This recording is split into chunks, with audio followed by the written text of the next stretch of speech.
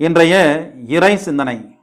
மனக்கசப்பு, சீற்றம், சினம், கூச்சல், பழிசொல் எல்லாவற்றையும், தீமை அனைத்தையும் உங்களை விட்டு நீக்குங்கள்.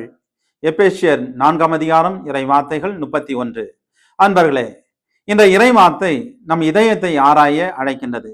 பல நேரங்களில் நம் உள்ளத்தில் மனக்கசப்பு, கோபம், காயம், மற்றவர்களை பற்றிய தவறான எண்ணங்கள் தங்கிவிடுகின்றன. இவை வெளியே தெரியாமல் இருந்தாலும் நம் உள்ளத்தில் அமைதியை கெடுக்கின்றன. இறைவன் என்று சொல்வது இவற்றை உன்னிடமிருந்து அகற்றிவிடு என்று. கோபம் உறவுகளை உடைக்கின்றது. பழிச்சொல் மற்றவர்களின் மனதை காயப்படுத்துகின்றது. மனக்கசப்பு நம்முடைய ஆன்மீக வளர்ச்சிக்கு தடையாக இருக்கின்றது. இயேசு நம்மை அழைக்கின்றார், அன்பிலும் மன்னிப்பிலும் சமாதானத்தில் வாழ. இன்று சிந்திப்போம்.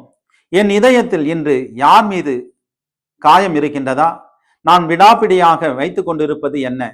இறைவனுக்கு அதை விட்டு கொடுக்க நான் தயாராக இருக்கின்றேனா? எதிர்மறை எண்ணங்களை அகற்றி நான் இறைவனின் அமைதியில் வாழ நான் தயாராக இருக்கின்றேனா? ஜெபம்.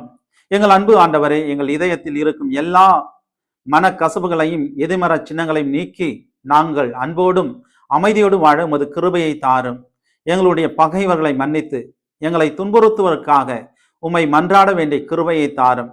எங்கள் ஆண்டவர் இயேசு கிறிஸ்துவின் இனிய நாமத்தில் உம்மை பார்த்து ஜெபிக்கின்றோம். ஜெபம் கேளும் எங்கள் நல்ல பிதாவே, ஆமேன். எல்லாமல்ல அன்பு இறைவன், தந்தை, மகன், தூய ஆவியார் உங்களை ஆசிர்வதிப்பாராக.